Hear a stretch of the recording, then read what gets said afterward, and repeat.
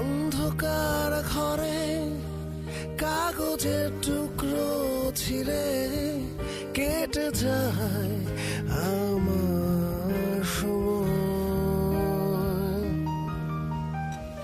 তুমি গেছো চলে, যাওনি বিস্মৃতির অতলে, যেমন শুকনো ফুল বইয়ের মাঝে রয়ে যায়।